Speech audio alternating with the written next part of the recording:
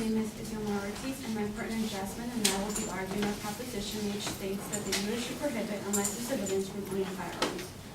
Firearm violence has reached epidemic proportions in this country and is now a public health emergency, accounting for 1/5 of all injury deaths in the United States. The total gun death rate surpassed the car crash death rate of 11.9 per 100,000 people. As the rate of car crash deaths steadily decreases while gun death rate has increased over the years, in addition, for every fatal injury, an estimated 7 non-fatal injuries occur. Further, firearm-related injuries impose an estimated $19 billion economic burden on the United States in the past.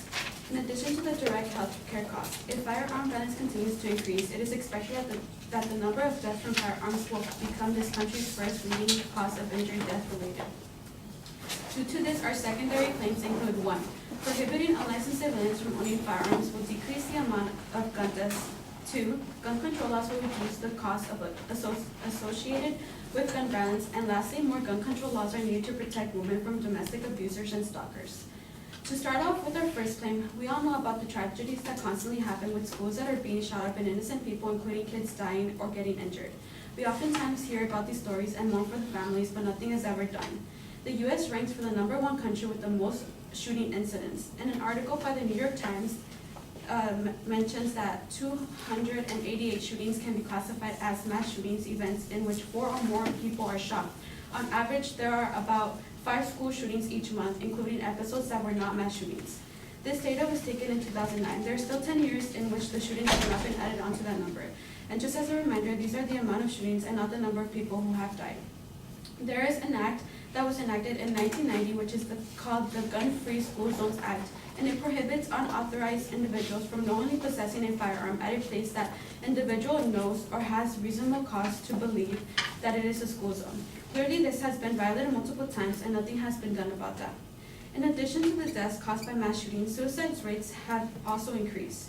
German Lopez, who is a publisher for the magazine Vox, states that the greater access to guns dramatically increases the risk of suicide. At the same time, there is solid evidence that reducing access to a gun decreases the risk of suicide. Secondly, the costs associated with gun violence will decrease. As mentioned before, in 1990, the cost was $19 billion, but now that number has increased tremendously. Clifford Law Center states that the gun violence costs the American economy at least $229 billion every year, including $8.6 billion in direct expenses such as for emergency and medical care. Gun violence costs more than $700 per American every year. Lastly, more gun control laws are needed to protect women from domestic abusers and stalkers. An article by ProCon states that 5 women are murdered with guns every day in the United States. A woman's risk of being murdered increases 500% if a gun is present during a domestic dispute. During the Iraq and Afghanistan wars, 5,364 U.S. soldiers were killed in action between 2001 and 2015. Between 2001 and 2012, 6,410 women were killed with a gun by an intimate partner in the United States. Within 11 years, there were 1,046 more women killed by their domestic partner than an actual war. The same article also states that 76% of women murdered and 85% of women who have survived murder attempt by an intimate partner were stalked in the year before the murder or the murder attempt. So basically what this quote is saying is that most of the women who are killed by a gun with by their domestic partners have been stalked by that same person previously.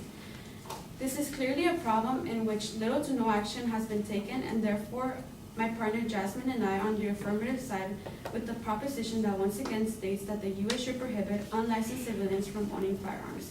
And by the unlicensed civilians from owning firearms proposition, we state that the people who should be having accessibility to these weapons are policemen and military use only, and not just people who aren't licensed and who will use it towards a negative effect in our community. Thank you.